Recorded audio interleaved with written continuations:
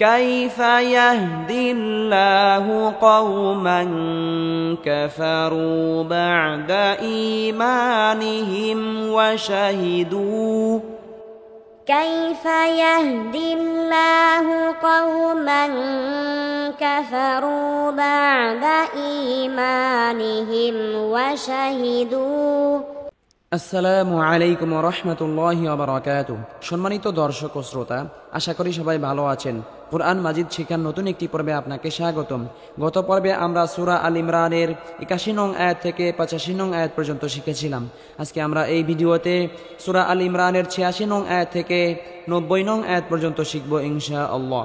সম্মানিত দর্শক ও শ্রোতা, এই ভিডিওটি এমনভাবে তৈরি করা হয়েছে যে চাইলে আপনি আমার সাথে সাথে পড়ে আমার মতো সহি শুদ্ধভাবে কোরআন মাজিদ পড়তে পারবেন।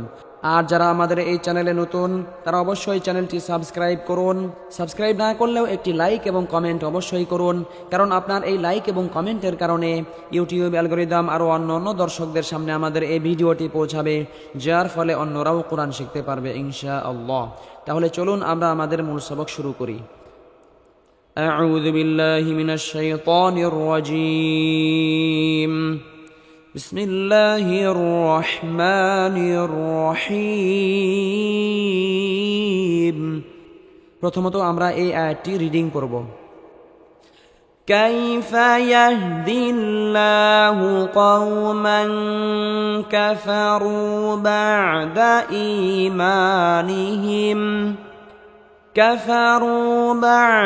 إيمانهم وشهدوا أن الرسول حق। কাফিয়া জবর কাইফা জবর ফা, কাইফা ইয়া হা জবর ইয়াহ, দাল লাম জের দিল, ইয়াহদিল। কাইফা ইয়াহদিল, লাম খা জবর লা, কাইফা ইয়াহদিল্লাহ, হা পেশ হু, ইয়াহদিল্লাহু। কফ ওয়াও জবর কও, মিম দুই জবর মাং, কওমান। তানবিনের পরে ইকফার হরফ কাফ আসার কারণে তানবিনকে গুন্নাহ সহ গোপন করে পড়তে হবে। কওমান, কাফ জবর কাফ, হা জবর ফা, কাফারা, ওয়াও পেশ রু, কাফারু। পেশের বাম পাশে জজমালা ওয়াও মাদের হরফ এক আলিফ পরিমাণ লম্বা করে টেনে পড়তে হবে। বা আইন জবর বা, দাল জবর দা, বাদা। হামজা ইয়া জের ই, জেরের বাম পাশে জজমালা ইয়া মাদের হরফ এক আলিফ পরিমাণ লম্বা করে টেনে পড়তে হবে। মিম আলিফ জবর মা, জবরের বাম পাশে খালি আলিফ মাদের হরফ এক আলিফ পরিমাণ লম্বা করে টেনে পড়তে হবে। ঈমা, নুন জের নি, হা মিম জের হিম, ঈমানিহিম। ওয়াও জবর ওয়া, শিন জবর শা, ওয়াশা, হাজের হি, ওয়াশাহি। দাল ওয়াও পেশ দু, ওয়াশাহিদু। পেশের বাম পাশে জজমালা ওয়া মাদের হরফের উপর চিকন চিহ্ন থাকার কারণে 3 আলিফ পরিমাণ লম্বা করে টেনে পড়তে হবে। সম্মানিত দর্শক ও শ্রোতা, আমরা এখন এখান থেকে এখান পর্যন্ত রিডিং করবো। আমার সাথে সাথে আপনারাও পড়ার জন্য চেষ্টা করুন, তাহলে আপনাদের পড়াও দ্রুত সহি হবে ইনশাআল্লাহ। كيف يهدي الله قوما كفروا بعد إيمانهم وشهدوا كيف يهدي الله قوما كفروا بعد إيمانهم وشهدوا كيف يهدي الله قوما كفروا بعد إيمانهم وشهدوا كيف يهدي الله قوما كفروا بعد إيمانهم وشهدوا أن الرسول حق وجاءهم البينات أن الرسول حق وجاءهم البينات أن الرسول حق وجاءهم البينات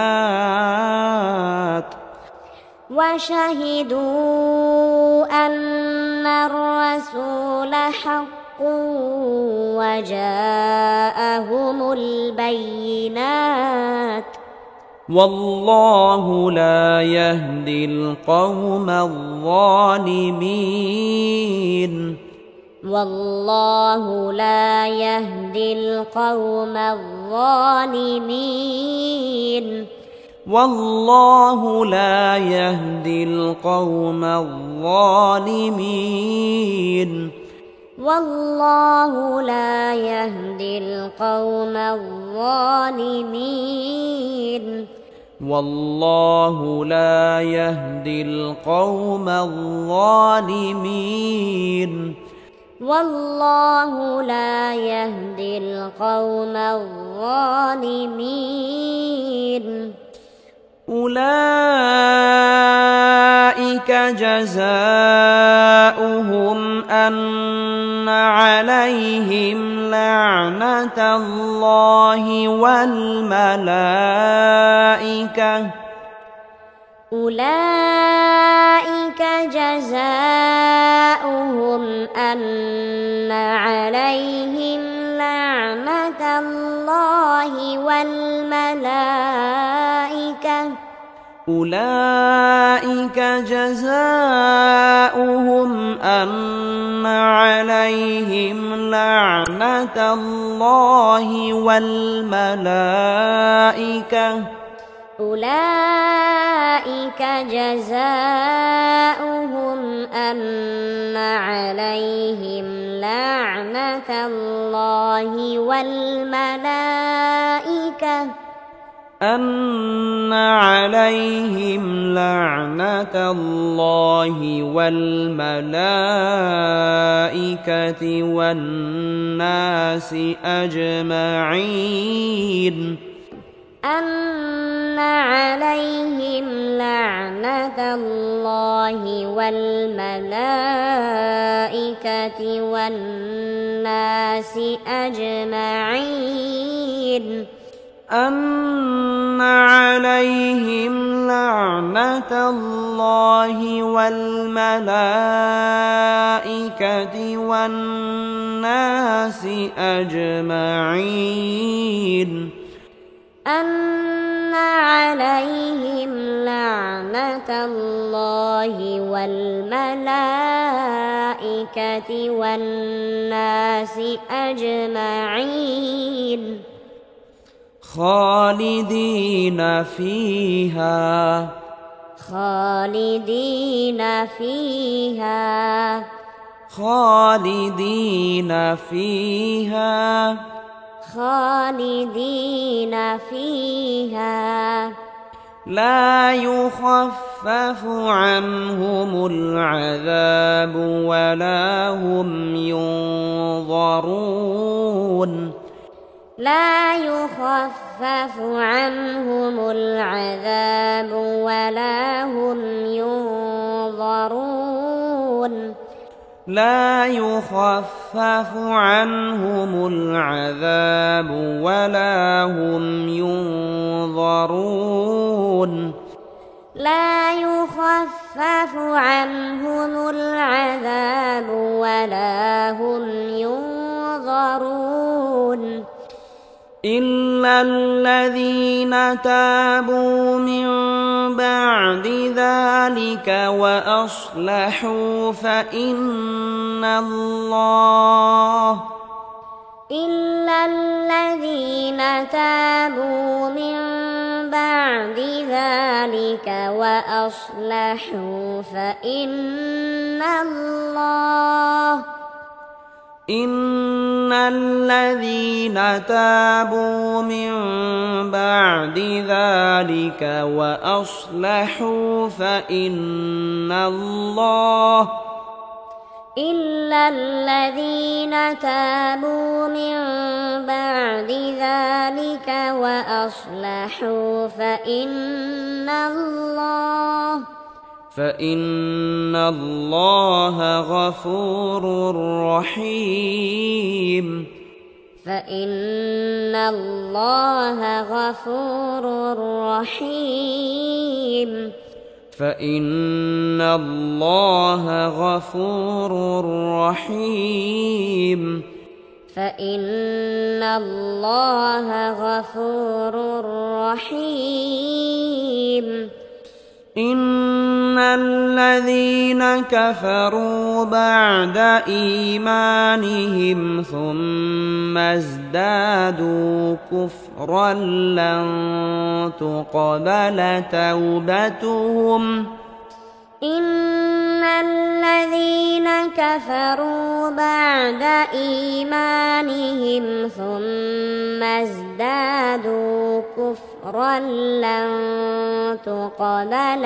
توبتهم إن الذين كفروا بعد إيمانهم ثم ازدادوا كفرا لن تقبل توبتهم إن الذين كفروا بعد إيمانهم ثم ازدادوا كفرا لن تقبل توبتهم إن الذين كفروا بعد إيمانهم ثم ازدادوا كفرا لن تقبل توبتهم إن الذين كفروا بعد إيمانهم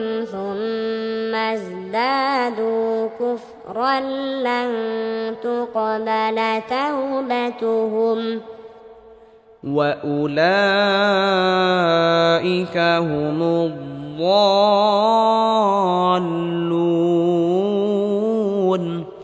وأولئك هم الضالون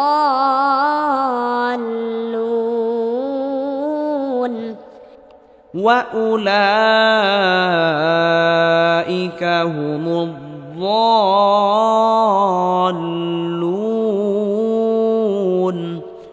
وأولئك هم الضالون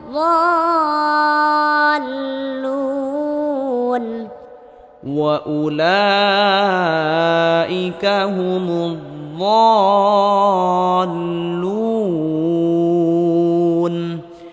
وأولئك هم الضالون সম্মানিত দর্শক ও শ্রোতা, আজকে আমরা সূরা আল ইমরানের ৮৬ নং আয়াত থেকে ৯০ নং আয়াত পর্যন্ত শিখলাম। পরবর্তী পর্বে আমরা সূরা আল ইমরানের ৯১ নং আয়াত থেকে শিখব ইনশাআল্লাহ। যারা আমাদের এই চ্যানেলে নতুন তারা অবশ্যই চ্যানেলটি সাবস্ক্রাইব করুন এবং কোরআন প্রচারের স্বার্থে এই ভিডিওতে একটি লাইক এবং একটি কমেন্ট করুন। এই তাজবিদ কালার কোরআন মাজিদ আমরা নাম দিয়েছি সহিহ তালিমুল কোরআন। এই কোরআন মাজিদটি বাজারে যে কোরআনগুলি রয়েছে তুলনামূলকভাবে এটার সাইজ অনেকটাই বড়। এটার যে কালার ডিজাইনটা করা হয়েছে, যেটা দেখার ক্ষেত্রে চোখের যে দৃষ্টি, যে পাওয়ার, এটাকে নিয়ন্ত্রণ রাখে। এটা নান্দনিক একটি ডিজাইন গ্রাফিক্স করা হয়েছে। এটার মধ্যে যেই কাগজটা আমরা ব্যবহার করেছি একদম উন্নত মানের একটি কাগজ। সম্পূর্ণ কোরআন মাজিদ এই যে কালার করা, এটা আসলে একটা ব্যতিক্রম জিনিস। শুদ্ধ তিলাওয়াতের জন্য তাজবিদ জানা খুব জরুরি। আর এই বিষয়টা লক্ষ্য রেখে আমরা প্রতিটা মাদ, প্রতিটা গুন্নাকে কলকলা সহ সব ধরনের তাজবিদগুলি আমরা আলাদা আলাদা কালার করেছি, কারণ কালার দেখে মানুষ মনে রাখতে পারে এবং তার জেহানে সহজে কাজ করে। তাজবিদের কিছু পার্ট আছে কোরআন মাজিদের মধ্যে যেগুলি লিখে প্রকাশ করা যায় না। তো এই সমস্ত বিষয়গুলি যেখানে আসছে আমরা পেজ বর্ডারের পাশে আমরা একটা নোট করে দিয়েছি। এই কোরআন মাজিদটি শুরু থেকে শেষ পর্যন্ত আমরা যেভাবে সাজিয়েছি, আমাদের দেশে হিফজ কোরআন শরীফের মতো প্রতি পেজে 15 লাইন। যেমন এটা দেখতে অক্ষরগুলি বড়, শব্দগুলি বড় দেখবেন। তারপরে রয়েছে হিফজের সুবিধা, তারপরে হচ্ছে তাজবিদ কালার, তারপরে যে ফন্টটা ব্যবহার করেছি ইজিভাবে যে কোনো শিক্ষার্থীরা এটা পড়তে পারবে। এটা সহজে আপনাদের সামনে উপস্থাপন করেছি। আমরা আশা করি আপনার পরিবারের জন্য যদি এই কোরআনটি সংগ্রহ করা হয় তাহলে সহজে সুন্দর করে সবাই তিলাওয়াত করতে পারবে ইনশাআল্লাহ। এই কোরআনটা তিলাওয়াতের জন্য তার অনেকটাই সাপোর্ট হবে, সুবিধা হবে। তো আমরা আশা করি আপনারা বুঝতে পেরেছেন। জাযাকুমুল্লাহ খায়রান।